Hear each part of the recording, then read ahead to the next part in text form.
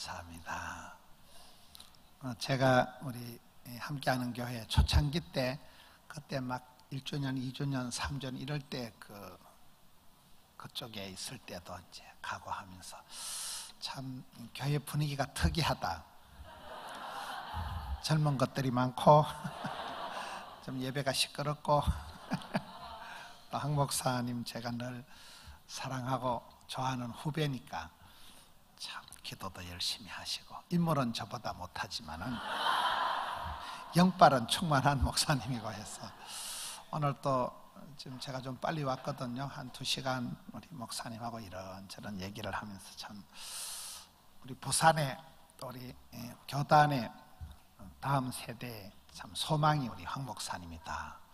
여러분 교회가 실제로 그렇게 다음 세대를 준비를 하고 있으니까 여러분 교회가 우리 지방의 부산의 다음 세대의 소망이 되겠다 이런 생각을 합니다.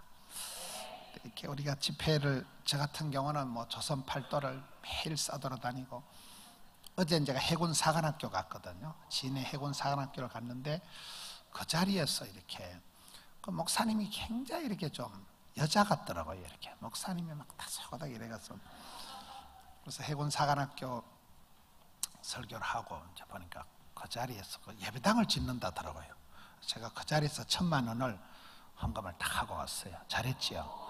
그래서 굉장히 해군 그 목사님이 너무 얌전해가지고 돈을 달라 소리를 안 하는 거예요. 그래서 제가 답답해가지고 오늘은 이제 서울에서 한국에 10,000명 이상 모이는 교회 목사님들만 20명 모임을 하고 금방 내려온 거예요.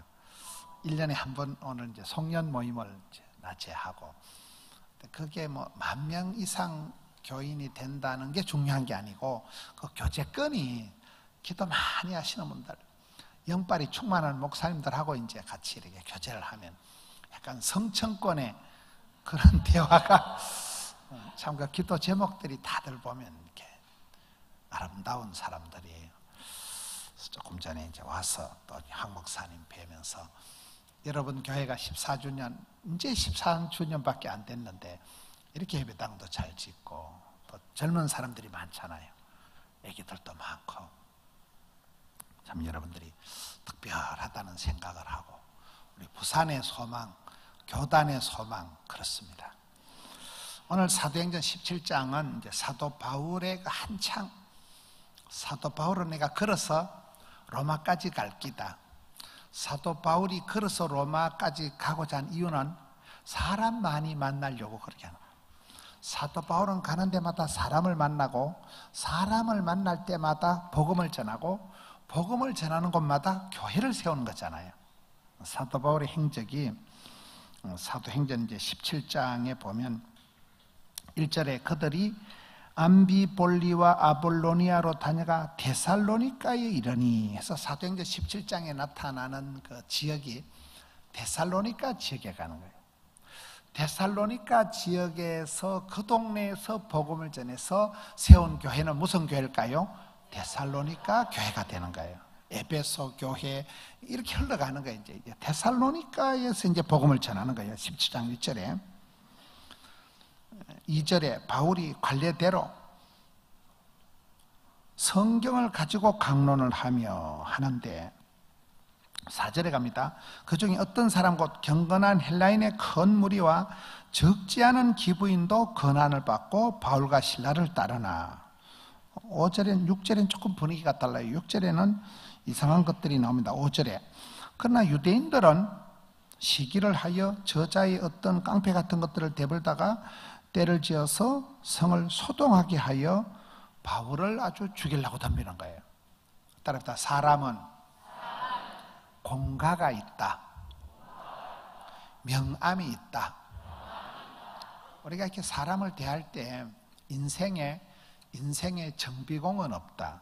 정답은 없다. 비법은 없다. 공짜는 없다. 그걸 정비공은 없다 하는 거예요. 인생에 정답이 없어요. 어떤 사업을 하면 부자가 되고 어떤 약을 먹으면 건강하다는 그런 게 없어요. 케이스 바이 케이스예요. 나의 하나님께서 나의 가는 길 아시고 나의 집구석을 아시고 나의 성깔 아시고 맞춤형. 18문, 이 주문 제작형 기능성 하나님을 만나야 되는 거예요. 여기에 보면 사도 바울이 복음을 전하는데 반응이가 천차만별이에요. 데살로니가 지역에서 복음을 전하니까 어떤 사람들, 특별히 이 헬라인은 이방인들이잖아요. 그리고 적지 않은 기부인들이 바울의 복음을 받고 예수를 믿는 거예요. 여기로 말하면 부산시장이 예수를 믿고 부산시장 사모님이 이제 교회를 나온다, 그 말이에요. 기대도 안 했던 것들이 이방인들, 아웃사이더들, 있는 것들이 원래 또 좀 거시기한 것들이 많잖아요. 근데 있는 것들이 오히려 더 순수하게 바울의 복음을 잘 받아들이고, 오히려 기대했던 유대인들은 5절에 보면 시기 질투해서 깡패들을 데려다가 지랄을 하더라, 이렇게 된단 말이에요.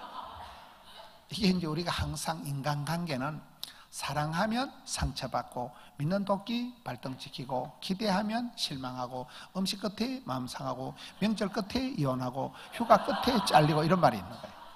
이게 사도 바울이 기대도 안 했던 이방 헬라인이나 그런 고관 대작들, 공사 다 망한 사람들은 공사 다 망한다 이러잖아요. 그런 그 기부인들이나 저 사람은 교회 안 나오겠다 하는 사람은 복음을 잘 받아들이는데, 오히려 정통 유대인들, 바리새인들, 서기관들, 사두개인들, 이것들은 시기 질투의 영이 너무 강해서 바울을 죽이려고 아주 특공대를 만들고 덤비는 거예요. 그런 시장 바닥에 깡패들을 동원해가지고 바울을 죽이려고 덤빈다, 이 말이에요. 그래서 우리가 사람을 대할 때는 항상 사람은 공과가 있는 거예요. 성경에 어떤 사람도 100점짜리는 없어요.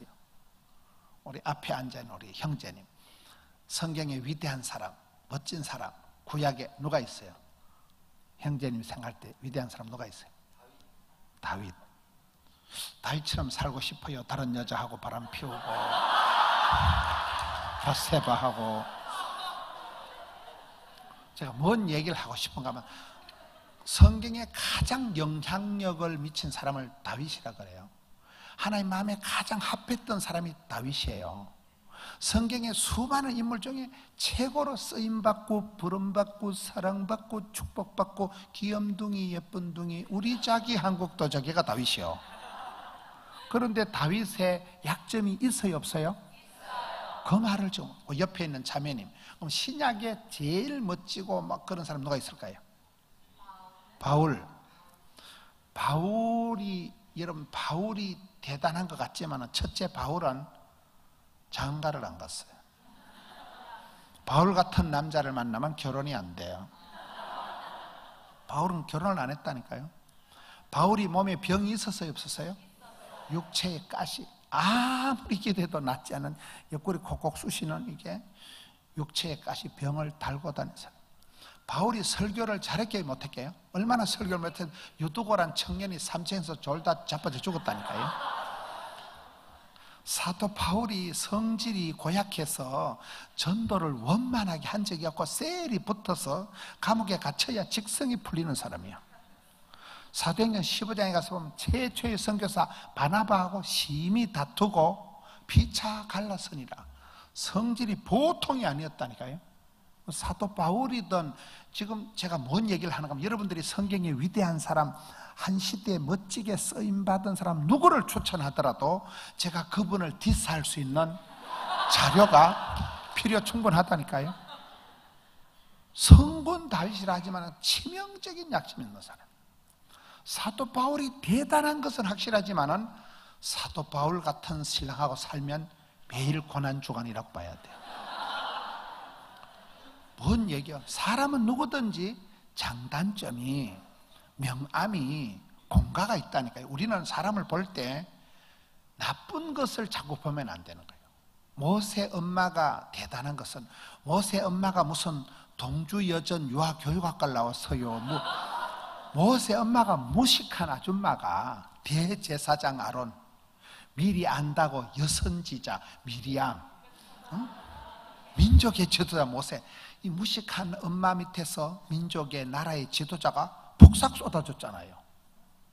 근데 모세 엄마가 잘한 건 뭐예요? 셋째 아들 놓고 아따 우리 아들 잘생겼다. 핏덩어리 셋째 아들을 놓고 아름다운 아임을 보고, 이게 영안이 열려가지고 인사이드, 포사이드, 눈깔에 비늘이 벗겨져가지고 셋째 아들 핏덩어리를 보고 아름다운 아이로 볼 줄 알았다니까요.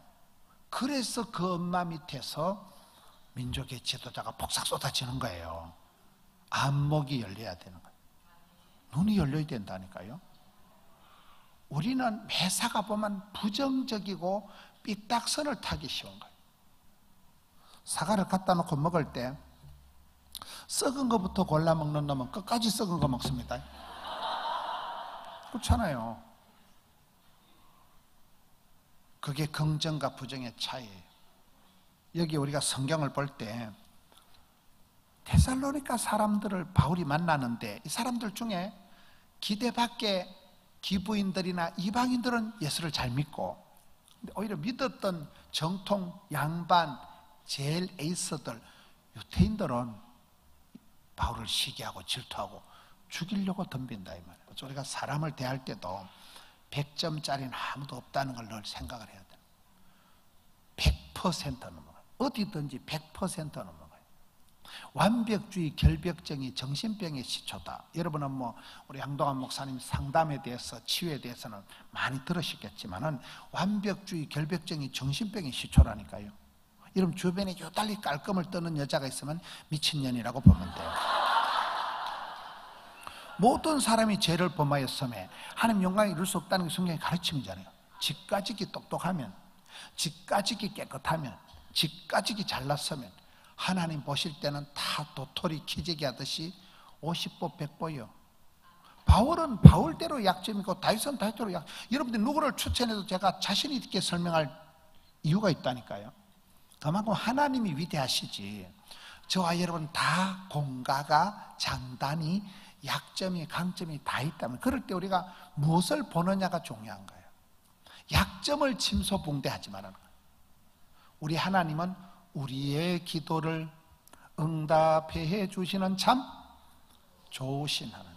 저는 제가 살아오면서 하나님의 본심은 저주가 아니고 축복이다, 하나님 본심은 심판이 아니고 구원이다, 하나님께서 막 걸리기만 하면 지옥에 쳐넣어버리시는 무서운 하나님이 아니시고, 우리의 기도를 응답해 주시는 참, 이게 말은 이리 쉽게 하지만은 한국 사람들의 정서가 산문지는 부정적이라도, 삐딱하고 까칠하고 네거티브하고 안 되겠지, 힘들겠지, 사람 불러야 되겠지, 니도 그렇게 생각하지, 이쪽으로 흘러가기 쉽다니까 이게요. 그래서 우리가 성경을 보면서 아무리 위대한 사람도 명암이, 공과가 있기 때문에 안 좋은 부분 때문에 시험 들지 마라 이 말이에요. 데살로니가 사람들이 두 종류가 있다. 기대 밖에 헬라인들, 이방인들, 기부인들, 돈 많고 이런 금수저들인데도 이상하니 예수님을 잘 받아들인 사람들이 있고, 정통 양반 제일 엘리트 그룹인 성경 박사들인 바리새인, 사두개인, 서기관들, 유대인들은 예수님을 죽이려고 덤빈다니까요. 그래서 할 수 없이 쫓겨서 도망을 가는 거예요. 이제 17장에 보면 10절에 밤에 형제들이 바울과 실라를 베레아로 보내니, 사람들이 자꾸 죽이려고 하니까, 우리가 초대교회의 흐름을 보면 재밌는 게, 여러분 우리가 신앙생활 할 때 모든 게 원만하게 평안한 게 좋은 게 아니야. 온도가 따뜻하다, 습도가 촉촉하다, 영양가가 뻑딱하면 뭐가 생길까요? 곰팡이의 3대 조건, 썩어버립니다. 약간 경제적인 똥줄이 땡기고 사른판을 걷듯이 위기가 있을 때 우리가 정신을 차리고, 그것 때문에 주여 기도하다가 진짜 백의 복을 받는 거예요. 사도 바울의 사역이 결코 명랑하지 않는 거예요.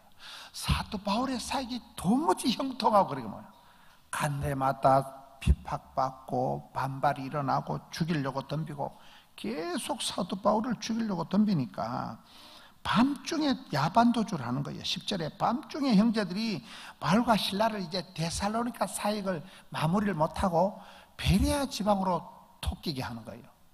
베레아로 이제 보내버리는, 야반 도피를 시킵니다. 우리가 신앙생활할 때 항상 성령님은 만사 형통하게 하시는 분이 아니에요. 때로는 막으시는 분이에요. 바울이 아시아에서 복음을 전할 때 성령님이 커트를 했다니까요. 성령님은 항상 형통하게 하시는 분이 아닙니다. 어떤 선교사님이 수십 년 동안 언어를 준비해놨는데 비자가 안 나오고, 지금 중국 같은데 수십 년 기도해가지고 언어를 마스터하고 들어갔는데 바로 추방돼 버리는 거예요. 왜 그럴까요? 하나님의 뜻은 몰라요. 우리는 준비를 하는 건 내가 하지만은 여기에 사도 바울이 아무리 착하게 복음을 전하려고 해도 형통하게 환영받은 적이 없어요. 그 데살로니가에서 거의 쫓겨나서 환난과 핍박을 당하고 야반 도주를 해서 베레아로 가는 거예요. 11절. 근데 베레아에 있는 사람들에게 복음을 전하는데, 베레아에 있는 사람들에게 복음을 전해서 세운 교회는 뭐예요? 베레아 교회. 모르겠어요? 이제 베레아 얘기가 나옵니다. 11절에 베레아에 있는 사람들은 데살로니가에 있는 사람들보다 더 너그러워서, 이게 조금 차이가 있는 거예요. 여러분, 데살로니가 교회의 그 사람은 개성이 있고, 가정에는 가풍이 있고, 교회는 교회마다 영빨이 있고, 나라도 국격이 있다 이러잖아요. 나라가 여러분 국격이 있어요. 여러분 세계 제일 그 1등 국가를 독일로 치더라고요. 독일 알아요? 독일은 이렇게 마을을 만들 때 초창기 역사를 들어보면 제일 중앙에 이렇게 예배당을 세워놓는 거예요. 옆에 학교, 병원을 짓는데 어떤 부잣집도 그 어떤 지붕이 예배당 종탑보다 올라갈까요? 안 올라갈까요? 항상 하나님 중심, 성경 중심, 교회 중심인 삶을 살아요. 지금 독일 사람들은 대통령이 목사입니다. 메르켈 총리가 목사님 딸이잖아요. 독일은 철저히 솔라 스크립투라, 성경으로 돌아가자, 솔라 피데, 이런 말틴 루터가 독일 사람이에요. 히틀러 같은 또라이도 있었지만은 독일의 어떤 그 특징이, 독일이 지금 EU, 유럽 공동체를 다 먹여 살립니다. 시리아 난민이 한 150만 명이 독일에 들어왔어요. 근데 그 시리아 난민들 150만 명을 아파트 한 채씩 다 줬습니다. 여러분 함께하는 교회 왔는데 아파트 한 채씩 다 주면 좋을까요? 안 좋을까요? 왜 그럼 돈이 있으니까 그렇게 되는 거예요. 그 시리아 난민들에게 아파트 한 채 다 주고도 남는다니까요. 독일 사람들은 레질리언스가, 회복 탄력 능력이 있다는 거예요. 여러분 유럽 여행을 해보시면 이탈리아다, 그리스다 이런 데 가보면 그 천년의 문화유산이 다 자빠진 사진이나 찍는 폐허가 되어 있는데, 독일은 2차 대전 때 베를린 시가지가 박살이 났잖아요. 패전국가가 됐는데도 100% 다 복원했습니다. 이탈리아 가보면 콜로세움이나 이런 게 폐허가 된 건물 조각이 남아있지만, 독일은 2차 대전 때 부서진 도로가, 건물이 100% 다 회복된 게 왜요? 레질리언스, 회복 탄력성이 있는 국민들이에요. 그리고 회복을 시켜서 경제적인 뒷받침이 되니까 세계 1등 국가를 독일로 친다니까요. 그런 이 독일의 국격이 있듯이 대한민국의 국격이 있고 나라는 국격이 있다. 교회마다 영빨이 달라요. 함께하는 교회가 가지고 있는 독특한 영성이 다른 거예요. 영성이. 가정은 그 가정에 가풍이 있잖아요. 개인은 개성이 만점이잖아요. 다. 여기는 지금 오늘 제가 본문을 보면서 사도 바울이 지나가면서 데살로니가 지방에서 사람들에게 복음을 전해서 세운 교회는 데살로니가 교회, 거기서 쫓겨나가지고 베레아 지방에서 세운 사람들이 만든 교회는 베레아 교회를 하고 있는데, 이러면 데살로니가 교회의 특징이, 데살로니가 전서 1장 3절 한번 갔다 와야 됩니다. 데살로니가 전서 1장 3절 화면에 한번 띄워주세요. 데살로니가 교회가 특별히 잘한 게 또 3가지가 있어요. 1장 3절에 따라합시다. 믿음의 역사, 사랑의 수고, 소망의 인내. 사도 바울이가 데살로니가 교회를 칭찬할 때 너희가 믿음이 끝내주고 소망이 인내하고 사랑의 수고한테 세트로 얘기를 하는 거예요. 이런 믿음, 소망, 사랑이 기독교를 대표할 수 있는 그런 단어잖아요. 데살로니가에 있는 교인들의 특징이 있는데 믿음이 역사를 만든다. 여기서 역사는 히스토리를 얘기하는 경우 워크라면 믿으면 영광을 보리라. 오직 의인은 믿음으로 살리라. 옛날에 노래할 때 돈으로도 뭔가요, 힘으로도 뭔가 이런 노래 했잖아요. 믿음이라는 게 원래 믿음이 센 것들은 약간 뻥이 심하다는 말이 있어요. 믿음이 심한 것들은 조금 주책바가지다. 주님이 다 책임져 주시는 걸 주책이라 그래요. 믿음이 센 것들은 뻥을 치고 헛소리하고 자빠졌네 뻥치고 있는데 10년 20년 지나면 말한 대로 꿈꾼 대로 소원대로 심은 대로 믿음은 바라는 것들에 실제 상황이 된다니까요. 여러분 교회가 지난번에 뭐 명장동인지 뭐 거 있을 때 하고 지금하고 다르잖아요. 저희도 그렇거든요. 저희 교회가 꼭 구포에 지불할 만한데 코딱지 만한데 그때 제가 다니면서 나발나발한 게 부산에 가면 남부에는 수영로가 있고 서부에는 호산나가 있고 북부에는 포동교회가 있다고 나발나발 했거든요. 근데 그때는 옆에 있는 목사님들이 교회도 쫓겨난 근데 뻥이에요. 뻥이요 뻥. 마음껏 뻥 쳤다니까요. 그런데 그것이 지금 10년 20년 지나면서 여러분 지금 꼴랑 14년이 지났는데 제가 이제 포동교회 간 지가 20년이 지났거든요. 20년 동안의 역사가 벌어졌죠. 믿음이가 역사를 만들어가지고 이게 꿈꾼 대로 소원대로 뻥친 대로 말한 대로 심은 대로. 여러분 교회들이 멋있지만 저희 교회를 3번 지었어요. 3번 지었는데 제가 지난번에 왔다고 그 사이에 3번째 지은 드림센터는 건축비용만 600억 원을 들였어요. 600만 원 아니고 600억 원을 들인데도 부채가 한 푼도 없어요. 저희 교회가. 또 저희 교회는 특징이 부자가 한 명도 없다는 사실. 그런데 이게 다 십시가 일반이고 개미가 군단이고 핏걸 모아 그렇게 흘러가는 거예요. 저희 교회가. 찌질한 것들이 많아 우리는. 근데 찌질한 것도 숫자가 쪽수가 많으니까 이게 가뭄에 콩나듯이 작품이가 역사가 벌어지는 거요. 이게 믿음이가 역사를 만든다니까요. 믿음이 없는 것들은 뻥도 안 생겨. 냅두세요. 내 이래 살다 죽어볼라요. 믿음이 없는 것들은 뻥도 안 생겨. 여러분 약간 이게 뻥을 치고 후라이 까고 자빠졌네 아주 뻥치고 그게 믿음이에요.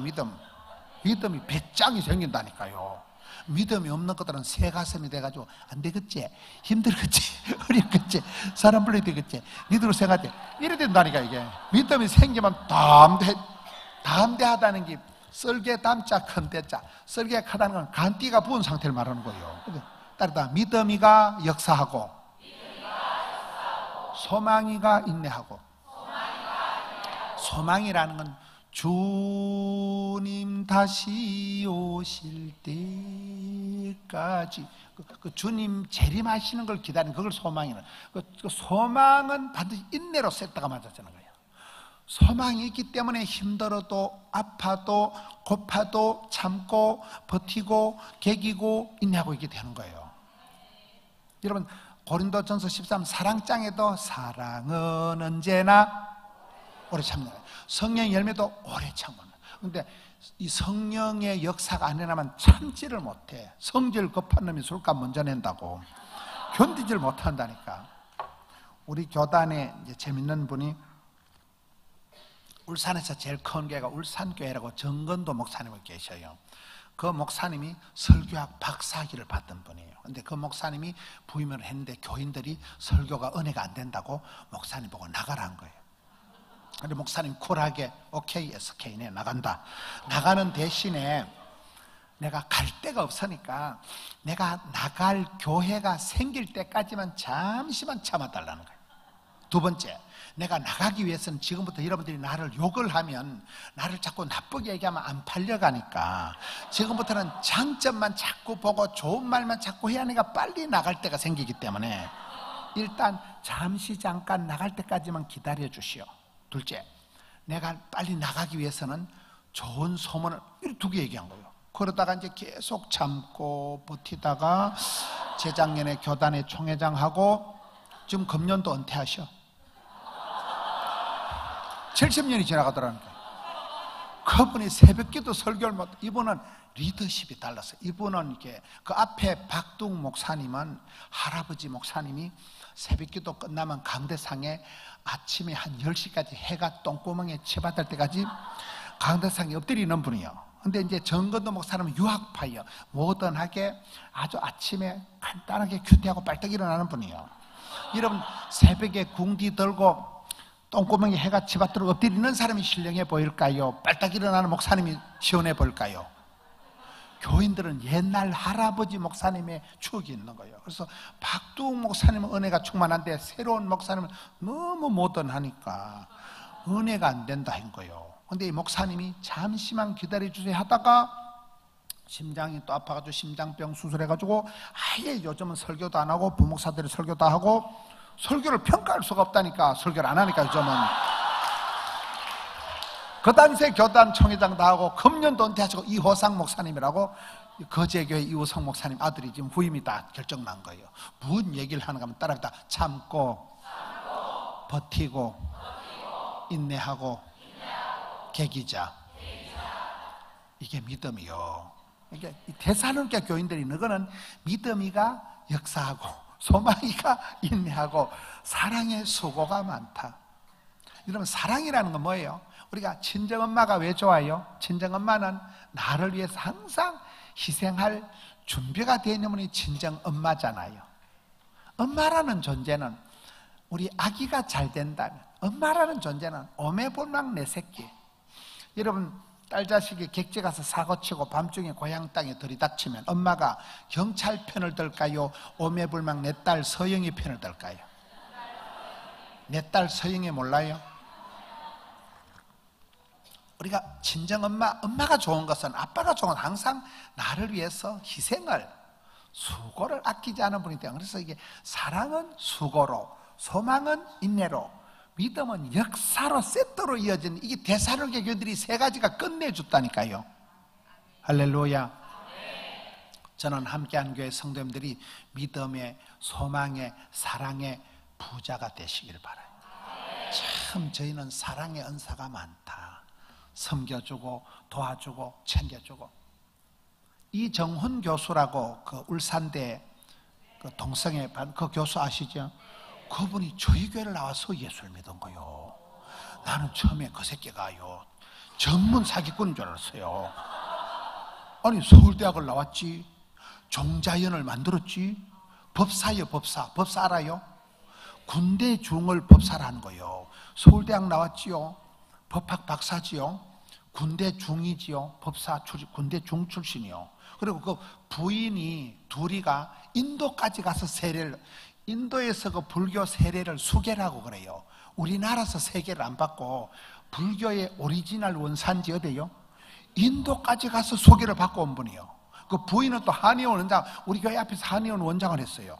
그 이정훈 박사가 우리 교회를 나와가지고 예수를 믿은 거예요. 내가 처음에 얼마나 놀랬겠어요. 나는 그 종자연에서, 종자연은 기독교를 깨부수려고 작정하고 덤빈 단체예요. 종자연 몰라요? 그걸 만든 브레인이요. 그래, 그 자식이 우리 교회로 오니까 내가 이게 이제 교회가 부흥이 되니까 종자연에서 역사적 사명을 띠고 나를 잡으려고 저 중을 보냈구나. 상당히 내가 두려움이 생겼다니까. 그때 근데 그냥 너 어떻게 해서 예수를 믿냐 물어보니까 그 성도들이 사랑하고 섬기고 그걸 보고 이 양반이 녹은 거예요. 성도들이 그 사랑의 모습, 사심 없는 말없이 사랑하는 그 모습을 보고 이분이 그냥 녹아버렸다니까요. 그 박사가 중이 서울대학 나온 사람이, 그분이 회심을 해가지고 지금은 얼마나 대한민국 기독교를 위해서 목숨 걸고 싸우는 분이 된 거예요. 근데 그분이 예수를 믿게 된 계기가 성도들이 사랑하며 섬기는 걸 보고 이거 진짜다, 구수 변화가 됐다더라고요. 그분한테 놀란 게 많아요. 이 데살로니가 교인들이 어쩌버러, 데살로니가 교인들은 믿음이가 끝내준다, 소망이가 사랑의 부자였는데, 다시 사도행전 17장으로 갑니다. 11절로 갑니다. 베레아에 있는 사람들은 데살로니가에 있는 것보다 훨 더 낫다니까. 어떻게 더 낫어요? 베레아에 있는 사람들 사람마다 더 너그러워서, 전 이 말씀을 보는 순간 딱 생각나는 게 있는데, 여러분 한국 교회에서 베레아 일하면 귀신론이요. 귀신론 알아요? 지금 기독교가 함께하는 교회는 잘해요. 그런데 안 함께하는 교회들은 보면 대부분 한국 기독교가 어떤 그 기독교의 핵심 언어들을 다 2단, 3단한테 뺏겨버린 거예요. 일제시대의 언어 말살 정책을, 창시개명하고 언어 말살 정책을 하고 신사참배를 강요했듯이 오늘 한국교회가 어리버리하고 정신을 못 차린 사이에, 여러분 구원받았습니까? 이러면 구원파요. 영생, 여러분 요한복음에서 한 단어를 콕 집어서 내라 하면 핵심 단어가 영생이라는 단어, 영생이라는 단어가. 영생이라면 영생교요. 뭐 예수 믿고 신천지냐면 신천지요. 지금은 여러분 이 베레아라는 게 한국 교회에서는 최고의 귀신론자들이 베레아예요. 제가 이제 방송을 하고 이러다니까 한 번은 미국에서 어떤 방송에서 연락이 왔어요. 목사님 설교 너무 은혜가 된다고. 목사님 방송에 너무 은혜가, 대부분 그런 것들은 방송을 안 보는 것들이 그래 와요. 목사님 메시지가 너무 좋으니까. 어쨌든 해군 사관학교 가니까 해군들이 배를 타고 나가면 바닷가에 목사는 없는데 거기 유튜브로 보는 설교가 제 거를 주로 많이 본다 하더라고요, 그것들이요. 근데 그 미국의 큰 방송에서 제 설교를 달라는 거예요. 목사님 메시지가 너무 좋으니까 메시지를 주면 그 미국의 전역에 방송을 성교비 안 받고 공짜로 방송을 해준다 하더라고요. 그래서 제가 오케이 했거든요. 우리 교회 방송 실장이 조사를 해보더니 인터넷들 목사님 그것들은 그 귀신론자들이라는 거예요. 그때 제가 방송을 줬으면 나는 귀신 2단 3단 돼버리지. 뭔 얘기요?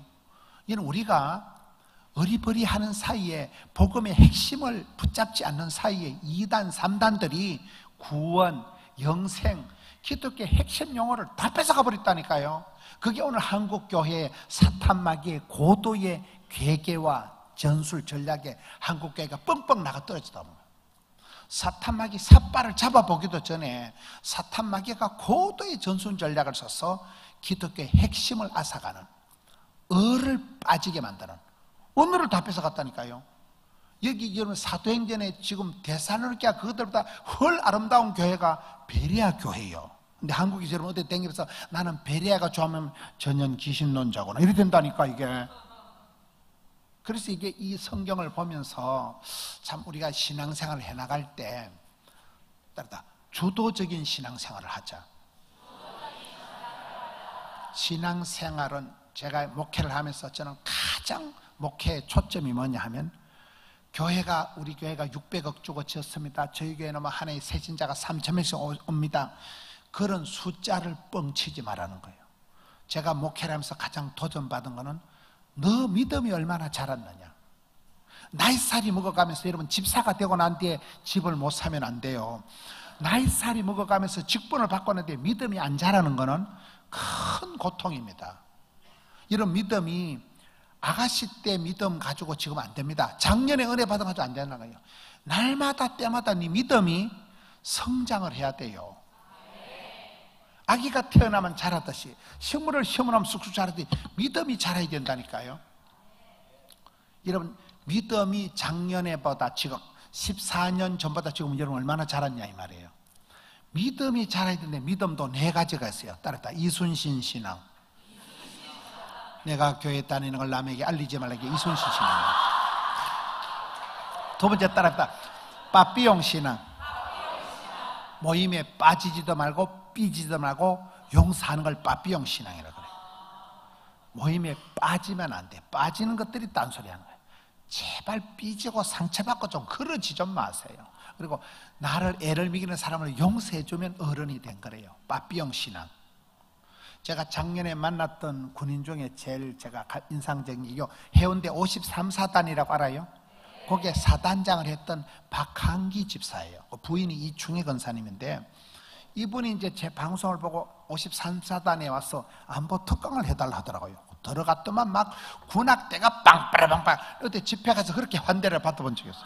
사단의 군악대가 막 목사 한 명을 환영을 하는데, 거기 집회를 하고 난 뒤에 이분이 주일날 우리 교회를 왔더라고요. 그래서 그분 하는 얘기가, 목사님은 제가 이렇게 간정을 유튜브나 이런 걸 쭉 보니까 영빨이 있어 보인대.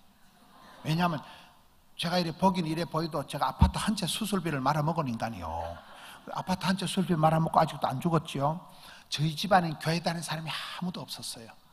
할아버지 얼굴을 뵌 적도 없이 돌아가시고, 아버지가 중학교 돌아가시고, 큰형님도 돌아가시고, 바로 위 형님도 강후이, 중후이, 양후이, 문후이 내려갔는데, 저희 집엔 장손, 큰형님의 큰아들도 벌써 죽은 거예요. 저희 집에는 한 40대가 되면 남자들이 다 죽는 집안이에요. 저는 노후 대책을 한 번도 세워본 적이 없어요. 우리 집은 70까지 살면 가문의 영광이요.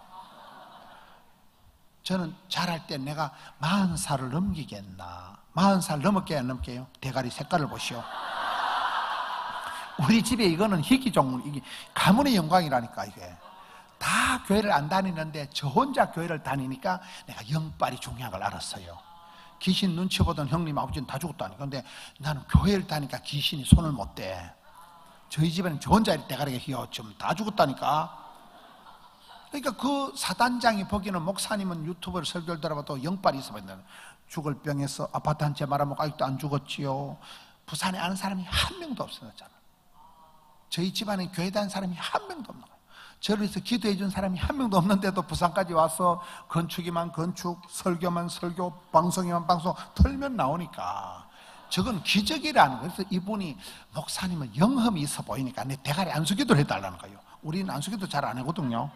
우리 뭐 해달라니까 안수기도를 했는데 갔어요. 가가지고 몇 달 있다 전화가 왔어.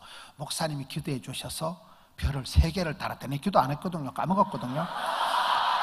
그래 또 와달라 해가지고 갔더니만 이제 이번에는 나를 데리고 막 산중으로 가더라고. 그래 그 강원도 8군단 군단장을 하고 있을 때인데 그 군단 사령관 집이 사택이 산 꼭대기 이렇게 외딴 집이더라고요. 저를 데려가도 막 안방으로 들어갔는데 안방에 33살 된 장애인 딸이 있더라고요. 목사님 제 사랑하는 딸인데 안수기도 해달라는 거예요. 이러면 33살 된 장애인 딸을 내가 수능고사 합격하라고 기도를 할까요? 시집가라고 기도할까요? 내가 할 말이 없어. 근데 뭐 어쨌든 기도를 한 판 하고 나왔는데 결론적으로 그 해에 그분이 별을 4개를 달았는데 그분이 별을 4개 단 결정적인 이유는 장애인 딸을 사랑하는 거라고 제가 봐요. 그분이 애가 아픈 아이가 태어나니까 부부가 조선 팔도를 군생활 하면서 이사만 35번을 다녔다더라고요. 근데 애가 아프니까 부부가 한 번도 못 떨어지고 징글징글하게 붙어 살았대. 그걸 저주 같은 축복이라 그래요. 얼마나 힘들겠어요. 근데 이 아이를 그렇게 사랑하는 아빠를 처음 봤어요. 안방에 안 데려가면 알게 뭔데 저를 굳이 안방에 데려가서 안수기도를 시키는데 이 아이가 유일한 게 하는 취미가 성경 적는 거예요. 성경 우리 같으면 이래 여호와죠. 걔는 영어를 글을 정상적으로 못하니까 그리는 거예요. 글자를 하나씩 그려가지고 성경을 이만큼 적어놨더라고요. 장애인 딸을 그렇게 사랑하는 아빠를 처음 봤어요. 그게 장군을 심사할 때는 국가 평가를 할 때 장애인 딸내미를 저렇게 사랑하는 아빠라면 해서 그분은 육군 사관학교 출신이 아니고 그분이 뭐 단국대인가 어디에 나온 학사 출신이요. 학군. 근데 이분이 옷을 벗으려고 만반의 준비를 하고 있었는데 이상하니 성성장구에서 대한민국에 8명밖에 없는 사성장군이 되다니까요. 지금은 그분이 가면 합참의장이 대한민국에서 최고 높은 군인이 합참의장이라고 있어요. 박한기 그분이요. 지금 뭔 얘기를 복잡하게 하는가 하면 그분 부대의 구호가 뭐 따라다 비비불불하지 말고 용감 미인 대칭하라. 이런 건 대급밖에 안 들어가면 적어요. 좀 비교하지 마라, 비판하지 마라, 불평하지 마라, 불만하지 마라. 용감, 이게 용감할 때 빠삐용할 때 뭐예요? 용서하고 감사 나눔 운동을 하고 얼굴에는 미소가 만나면 인사가 인사 속에는 대화가 대화 속에는 칭찬을 비비불불 용감 이 말이에요. 그분은 나를 애리는 사람을 용서해주고 그 다음에는 감사 나눔 운동을 하는데 군인들한테 아버지한테 감사하다는 말을 1000번을 적으면 4박 5일 휴가를 보내주는 거예요.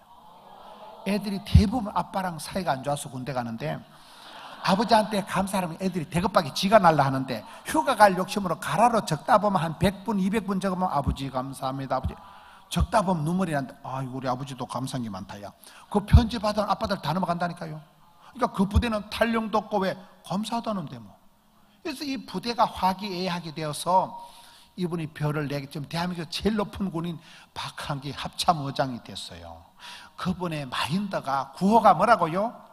비비불불 용감이 용서하고 감사라는 거예요. 이게 그게 빠삐용 신앙 알아요?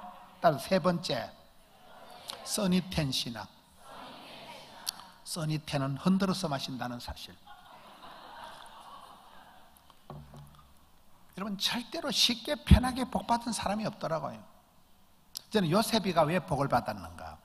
여러분 야곱의 축복의 당사자 너는 담장 느느르뿌 가장 성경 예수님을 닮은 게 60까지나 되고 성경의 용모가 아담하고 준수했던 그 요셉이가 왜 복을 받았는지 아세요? 제가 봤을 때는 인간관계를 한 번도 성공 못해요. 100% 인간관계 실패한 사람이 요셉이에요. 어릴 때 엄마애가 동생 놓다 죽어버렸다니까. 엄마 없는 하늘 아래 엄마가 동생 베냐민 놓다 죽어버렸다니까. 형님들이 10명의 친형님들이 이 동생을 왕따를 외톨이를 인신매매를 시켰잖아요. 10년 동안 보디발의 집에 잡혀가서 모섬 생활 노예 생활을 하다가 미투가 걸려가지고. 미투 알아요? 요셉이가 충성을 다하고 난 뒤에 요셉이는 죄를 지은 적이 없지만은 입도 뻥긋 못하고 인생 막장 감옥에 갇혔잖아요. 감옥에서 2년을 썩을 때 왜 2년을 썩은지 아세요? 석사, 코스, 박사 과정이 2년이라는 사실. 특수 속성 경영대학원을 감옥에서 그 술 맡은 관은 잘 해석해주면 꿈 해석해주면 잘 봐준다는데 잘 봐줄게요? 안 봐줄게요? 사람 인심은 화장실 갈 때가 다르고 올 때가 다르다니까. 그래가지고 그 놈이 또 까먹어가지고 썩을 대로 썩어가지고 뭔 얘기를 복잡하게 하는가 하면 요셉이가 한 번도 인간관계를 성공을 못 해봤기 때문에 사람 의지하지 말자. 사람 자랑할 거 없다. 의지하고 의지하세 주만. 그게 그냥 체득이 돼버린 거예요. 내가 주인 삼은 모든 건 내려놓고 내가 사랑했던 모든 건 내려놓고 주님만 사랑해. 그 사랑할 때 그 사랑은 약간 거시기한 사랑이라고 봐요. 저는 요셉이가 하나님을 사랑한 적이 없어요. 사랑하는 엄마야를 하나님이 대불고 걷더니까 미운정 고운 형님들 다 대불고 걷더니까 요셉이가 돌아갈 친정이 찾아갈 친척이 친구가 취미가 한 개도 없었기 때문에 할 수 없이 요셉이가 주만 바라본 거예요. 멘탈 캅이 됐다니까. 왜? 느낌 아니까 한두 번 자빠져야지. 한두 번 피눈물을 흘리면서 시겁을 하고 환장을 해봤기 때문에 웬만한 소식을 또 요셉이 끄떡을 하는 게 덤비라 이 잡것들에 까딱 놓다. 이래서 요셉이가 멘탈 캅이 된 거라니까. 말귀를 잘 못 알아들으시네. 써니텐 하나님 뭐라고요? 세상에 쉽게 편하게 되는 건 없는 거예요.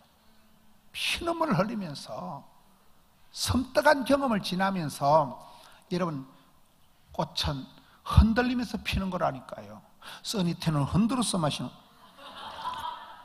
써리고라고 들어봤어요? 고난이 없는 축복이 없고 고통이 없는 성숙이 없고 고독이 없는 임재가 없다. 여러분 고독하십니까? 고독을 씹어 돌리세요. 고독을 감당해야 돼. 주의 길을 걸어가는 사람은 세상 사람들 볼 땐 고독하고 멋대가리 하나도 없는 것 같지만 그게 주의 길은 세상 잡것들이 그걸 알겠어. 그 맛을 고독을 씹어 돌리면서 고독한 사람에게 하나님 인지하시는 거고 고통을 통해서 성숙이 되는 것이고 그렇잖아요. 여기에 여러분 이 데살로니가 교인들은 그 교인들 베레아 교인들은 베레아 교인들의 특징이 있는데 문제는 신앙이 자라야 되는데 이순신 신앙을 지나서 빠삐용 신앙, 선리 신앙 제가 오늘 강조하고 싶은 따라 다 주전자 신앙 이 얘기를 하려고 쓸데없는 소리를 많이 한 거예요. 주전자 신앙이 주전이 뭐냐? 주인공의식을 가지고 주도적으로 살아가고 주류가 되고 주자, 전문성을 길러서 실력을 갖추고 자자, 자신감 있게 당당히 살아가고 앞대가림 따서 주전자 신앙이라고 했어요. 주인공의식이 뭐예요? 윗물은 더러워도 아브라함 보고 너는 복의 근원이 될지어다. 여러분 조상 탓할 필요가 없어요. 윗물은 더러도 네가 샘이 되면 너로부터 물길이 퐁퐁 솟아나서 물길 따라 꽃길 따라 봄길 따라 섬진강 500리가 낙동강 1300리가 흘러가는 거잖아요. 여러분 윗물은 더러도 아브라함 아버지는 우상 만들어 파는 데라였지만 너는 복의 근원이 되라. 우리가 주도적으로 주인공의식. 여러분 드라마 태양의 후예를 보면 주인공이 죽어요, 엑스트라가 죽어요? 태양의 후예 그 송중기 그 새끼는 죽지도 안 하고 끝까지 살아남아서 이혼도 하고 잘 살아갔잖아요. 주인공은 안 죽어요, 엑스트라는 죽이도. 너는 복의 찌끄리게 하는 거 복의 근원이라니까요. 그 다음에 주도적인 건 뭐냐? 이왕 하는 거 잘하자. 어차피 하는 거 잘하자. 누구라도 할 거 내가 하자. 언제라도 하고 미래하고 치아보자. 주도적으로 살아가지. 뭐 때문에 비주류같이 뒤에서 씹어 돌리고 공시렁거리고 사돈 낱말하듯이 강군을 불건데 하지 말라니까요. 다시 이런 차를 핸들을 잡고 운전하는 사람이 멀미할까요? 옆에 얹히가 하는 게 멀미할까요? 핸들을 잡으면 절대 멀미가 안 돼. 옆에 얹히가 하는 게 멀미하고 토하고 이런다니까요. 뭔 얘기요? 우리가 인생을 살아갈 때 내가 저놈의 손을 만나가지고 내가 이 망할 놈의 직장에 들어가가지고 내가 저놈의 인간 때문에 인생을 살아가면서 누군가를 원망을 핑계를 대면 멀미가 왈칵 난대. 네가 시집가는 거고 네가 취직하는 것이고 주인공이셔 가지고 주도적으로 살아가고 주류가 되고 인류가 되고 본류가 되고 물길 따라 그럼 뭐가 역사가 벌어진다니까요. 할렐루야. 이게 주전자 정신이. 여러분 오늘 다 잊어버려도 주도적으로 살자. 사돈 낱말하듯이 환경 배경 탓할 이유가 없다. 그리고 전문성은 실력을 또 우리 황동환 목사님 보면 나 우리 교단의 차세대 대한민국의 우리 교단의 부산의 샛별 같은 분이라고 굳게 믿어요. 다른 인간들은 그런 씨알이가 털려먹어서 보는데 우리 황동환 목사님 종자가 씨알이가 독종이에요. 세상에 감당할 수 없는 사람이에요. 맞잖아요. 요즘 이런 목사님은 희귀동물로 봐야 돼. 다 목사님들이 약하 빠졌는데 황동환 목사님은 쎄. 보통 강골이 아니에요. 그렇잖아요. 여러분이 알잖아요. 걸려. 우리는 성질이 더러워가지고 물에 물 탄 듯이 그런 인간은 사람이 아니면 있다. 차든지 뜨겁든지 끝장을 봐야 되지. 어떻게 물에 물 탄 듯이 흐리못하고 살아가냐 이 말이에요. 실력이라는 건 하루아침에 잘하는 게 아니에요.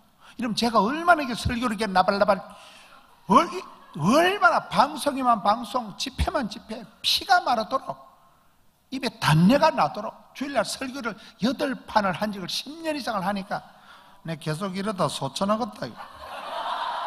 그래서 예배당을 자꾸 지은 거예요. 입에 단내가 날 만큼 한계를 넘나들면서 그런 불면의 밤을 지새는 사이에 마음에도 힘줄이 있다, 마음에도 알통이 있다, 마음에도 근육이 있다. 제가 만든 말이에요.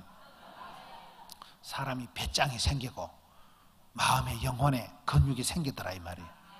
손부터 잘했을까? 하다 보면 질이 나겠지. 하다 보면 뭐가 되겠지. 할렐루야. 여러분들 교회는 보면 다른 교회하고 달리 기도의 근육질이 느껴져요. 여러분 찬양의 뭐 음악성하고는 상관없이 찬양의 영빨이 느껴지는 교회라니까. 말귀를 못 알아들으시네. 그게 다른 교회 안 함께하는 교회하고는 다르다니까 이게요. 할렐루야. 주전자 정신 아시겠어요? 주인공이셔 가지고 전문성을 길러서 자신감이 없으면 열등감, 수치감, 쪼다감, 덩신감, 패배감, 죄책감 찌질해진다니까. 여러분 교회의 황동환 목사님 상담을 통해서 상처입은 영혼들을 치유를 하고 회복을 하고 소성시켜가지고 자신감 있게 당당하게 덤비라 잡것들아 이렇게 나가야지. 맨날 사탄마귀 눈치나 보고 귀신 눈치나 보고 안 되겠지? 힘들겠지? 어렵겠지? 니도 그렇게 생각했지? 사람 불러야 되겠지? 그러지 말라니까. 잘 나가다가 설교를 다시 사도행전 17장 11절 베레아에 있는 사람들은 데살로니가 사람보다 더 이 너그럽다는 말이 좋다는 말과 가문이라는 말이 합친 말이에요. 이게 DNA가 이 좋다, 가문이 좋다, 품성이 태생적으로 좋다 그 말이에요. 이 사람들은 아주 젠틀한 사람들, 마음이 여유가 있는 사람들, 더 너그러운 사람들. 그렇잖아요. 여러분 예수를 믿고 세월이 지나가면 따르다 팔복구열, 가난에 빠진 것들은 복이 있나니 질질 짜는 것들은 복이 있나니 얻어 터진 것들은 이 팔복의 말씀이잖아요. 심령이 가난한 자는, 애통하는 자는 못 알아들어요. 구열은 뭐냐? 성의 아홉 사랑을 하면은 어째 될까요? 사랑과 희락과 화평과 좋은 게 그거 다 나온다니까요. 그래서 예수를 믿으면 사람이 변해요. 표정이 변하고 메이크업을 안 해도 사람이 얼굴이 뽀사시하게 달라지는 거죠. 너그러워지는, 마음이 부자가 되는 거예요. 따라서 마음은 비우는 게 아니고 채우는 거다. 마음을 깨끗하게 소재를 해놓으면 7 귀신이 들러붙는다는 말이 있어요. 마음은 비우는 게 아니고 성령 충만, 진리 충만, 이빠이 대선에 채워놓으면 사탄 마귀가 사라지고 성령이여 임하사 충만하게 헛된 마음 버리고, 그런 노래가 있어요. 성령 충만 받아버리면 씨잘데없는 생각이 안 난다니까요. 할렐루야. 더 너그럽다는 거예요. 대구에서 제일 큰 교회가 동신교회라고 해서 거기 가보니까 덜 더 운동을 하더라고요. 덜 자빠져 자고 더 기도하자, 덜 쇼핑하고 더 선교하자, 덜 자고 더 기도하자, 덜 돌아다니고 더 예배드리자, 덜 더 운동을 하더라고요. 여러분 우리가 최고의 선택은 포기라더라고요. 오늘 저게 교회 올라가면 누가 술 사준다 해도 못 가고 겨울왕국 보자 가라 해도 못 보고 그러는 거잖아요. 우리는 덜 더 운동을 하는 거예요. 더 너그러워지고 더 성령 충만해지고. 할렐루야. 베레아에 있는 사람들은 데살로니가 사람보다 더 너그럽지요. 간절한 마음으로 말씀을 받고, 이게 중요한 것 같아. 오늘 사람들을 보면 절박한 게 없어. 절박한 게.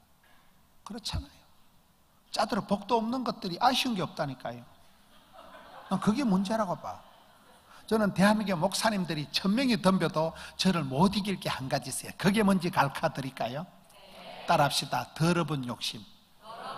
제가 더러운 욕심이 하늘을 찌르고, 그 3가지예요. 첫째, 사람 욕심이 하늘을 찌르고, 일 욕심이 하늘을 찌르고, 배우려고 하는 욕심이 하늘을 찌르는 거예요. 사람 욕심은요, 저희 교회도 새신자가 1년에 한 3000명이 등록을 하는데, 한 명 꼬시려고, 한 명 전도하려고 눈에 불을 켜고 찾도록 찾지 않겠느냐. 난 사람 욕심이 없는 것들은 사람이 아니문이다. 사람 욕심을 내고 사람을 대불다 놓고 교육을 시키고 상담을 하고 훈련을 하는 거지요. 맞아요, 안 맞아요? 2명이 모여서 찬송 부르는 게 낫겠어요? 200명이 모여서 찬송하는 게 낫겠어요? 2명 부르면 시험 들으면 때리치 아프는 게 낫겠다고만. 근데 200명이만 찬송을 불러치기면 시끄러워서 잠도 안 온다니까. 사람 욕심 좀 냅시다. 오늘 제가 서울에 큰 교회에 갔다 왔는데, 요즘은 서울의 교회가 등록 카드를 안 받아요. 신청 카드를 받아요. 신청 카드에 신천지 같은 게 등록하면 골치 아프기 때문에 신청 카드를 받아요. 등록 카드를 안 받아요. 수영로교회 같은 데도 교인 등록을 안 받습니다. 한 달 동안 뒷조사를, 이게 신천지인지 날라리인지 또라이인지 조사를 한다니까. 한 달 동안은 하도 사기꾼들이 많이 오고 하도 2단 3단들이 몰려오니까. 여러분 사람이 끔찍하잖아요. 그런데 그 사람 때문에 끔찍하고 사람 때문에 밤에 잠을 못 자고 식겁을 하지만은, 그래도 사람이 좋은 게 이게 더러운 욕심이다 이 말이에요. 여러분 야곱의 일생을 보면, 야곱은 이름 자체가 사기꾼입니다. 속이다, 약탈자. 그 야곱의 야복강에서 씨름할 때 하나님 복을 안 주려면 씨리 밟아 지기비라. 그럴 때 하나님이 야곱을 이겨 먹었어요, 져주었어요? 저는 그게 복음이라고 해요. 하나님이 서퍼너치도 안 되는, 인간 꼬라지도 안 되는 야곱을 이겨먹은 게 아니고 져줬다니까요. 여러분 아빠가 어린 아기하고 팔씨름하면 아빠가 이길까요? 어린 아기가 이길까요? 어떤 애비가 이 썩을 놈이 한 주먹도 안 되는 새끼가 핵하다. 그런 애비가 없다니까. 아이가 우리 아들 져준다니까. 이런 엄마가 어린 아기하고 수박 그럴 때 아가야 엄마 잡아봐라고 엘리베이터 타고 10층까지 올라가가지고 3시간 뒤에 나타난 엄마가 있을까요? 계모는 거짓을 해도 여러분 친정엄마는 치마 자락 다 보여주고 아이고 접혔다 우리 아기 저런다. 하나님 우리를 보실 때 섣부르지도 안 되지만은 사기꾼 야곱을 보고 네 이름을 다시는 야곱 사기꾼이라 하지 말고 이긴 자 이스라엘이라 해라. 할렐루야. 그래서 그게 더러운 욕심꾸러기 야곱을 변화시켜서 이스라엘을 만드신 분이라니까요. 짜들은 복도 없는데 간절함이 없는 게 문제라니까. 사람 욕심을 내고 저는 일 욕심. 제가 하루 우리 황 목사님이 맨날 저를 따라다니라고 이러는데 제 하루 스케줄을 다 보면 스케줄을 제가 이거를 5단으로 적어가지고 우리 비서실에서 스케줄을 하나, 둘, 셋, 넷, 5줄 5단으로 해가지고 10분 단위로 스케줄을 이렇게 해가지고 제가 이걸 가지고 다닙니다. 분초 단위로 살아갑니다. 분초 단위로. 나는 일 복이 많은 게 복이 많다. 바쁠 때 진도가 팍팍 나간다. 힘들 때 힘줄이 불끈 생긴다. 스트레스도 양념이다. 피곤이 능력이다. 덤비라 이 잡것더라. 쓰임받고 부름받고 사랑받고 축복받을 때 죽을 틈도 없다니까요. 여러분 요양병원에 가만히 자빠져 누이는 게 낫겠어요? 교회 와서 기도하고 찬송 부르는 게 낫겠어요? 요양병원에 편안하게 자빠져 누워 있으려고 꿈도 꾸지 마세요. 교회에서 기도하자 할 때가 좋을 때요. 여러분 52주 내가 뭐 성가대하고 주일 성수했다 그 말은 시댁에 친정에 무탈했다 그 말이요.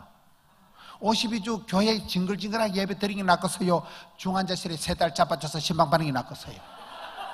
말귀를 못 알아들으시네. 저는 논리가 사람 욕심을 내자, 일 욕심을 내자, 그리고 배우려고 환장을 해. 오늘 그 서울의 교회에 등록 카드를 주워왔다는 게 딱 보면 등록 카드를 안 하고 뭐요?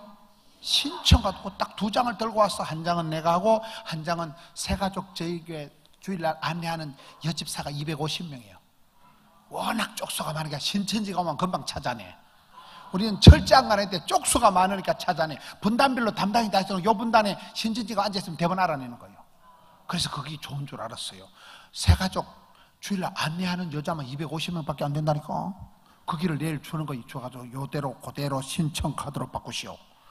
배워서 남주자, 알아서 면장하자, 벌어서 섬기자. 할렐루야.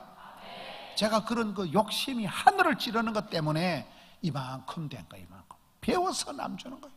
여러분 여기 와서 훈련받고 이 아름다운 교회 함께하는 교회, 대한민국의 부산에 우리 교단에 이런 교회가 없어요. 제가 후배지만 황 목사님 존경하고 우리 교단의 소망이고 그렇잖아요. 있는 것들은 잘 몰라요. 보면 여러분 교회가 얼마나 건강한 교회고 여러분 교회가 얼마나 소망이 있는 교회인가 있는 것들은 잘 모른다는 게 밖에 나가보세요. 지금 한국 교회가 절망에 빠져가지고 말세의 고통의 때가 와 있는데 여러분 교회는 보면 젊고 어떻게 젊은 것들이 이렇게 많이 모여가지고 어떻게 찬송을 이렇게 시끄럽게 하고 다른 교회는 다 맥이 빠져가지고 막 주의 말씀은 진리가 아니고 질린다.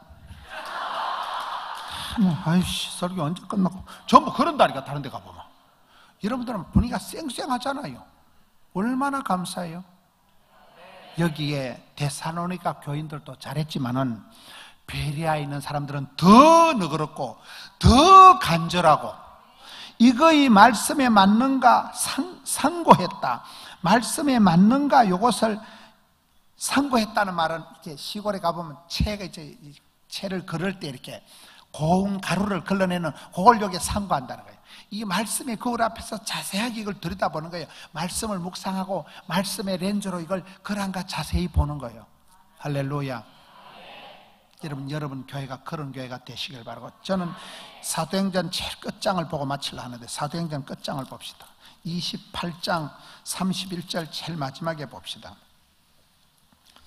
30절 바울이 온 이태를 셋집에 머물면서 감옥에 가택 연금 상태로 감옥에 있다가 31절에 하나님 나라를 전파하고 오직 주 예수 그리스도에 관한 모든 것을 따릅시다. 담대하게 거침없이 가르치더라. 사도 바울이 죽을 때 모습이 굉장히 초라한 거예요. 대사도 바울이 이 로마의 감옥에 2년 동안 갇혀 있다가 가택연금 상태로 그냥 죽어버린 거예요. 초라하게 죽었는데도 사도 바울이 떨지도 말고 쫄지도 말고 두려워 말라 놀라지 말라 거침없이 담대하게 하나님 나라만 전파하다 죽었지만은 우리가 알거니와 이 초라한 복음이 어떻게 됐어요? 여러분 로마 황제 로마 시대의 기록을 보면 황제들도 동성애가 있었다 하더라고요. 로마 천년의 문화가 썩어 들어갈 때 그때 유일하게 빠꼼한 사람들이 있었나니 주로 그것들은 전쟁터 잡아온 포로들이요, 카타콤 지하 감옥에 갇혀 있는 것들이 반듯한 것들이요, 바울 같은 것들이 떨 것도 없고 쫄 것도 없고 거침없이 담대하게 덤비라이 잡것들아 이래 나가니까, 그래서 여러분 AD 313년에 이 초라한 복음이 대로마 제국을 다 잡아먹었다니까요. 저는 여러분 함께하는 교회가 앞으로 부산을, 경남을, 대한민국을 복음으로 거침없이 담대하게 중단 없이 멈춤 없이 도덕이 흘러가기를 주의 이름으로 축원합니다.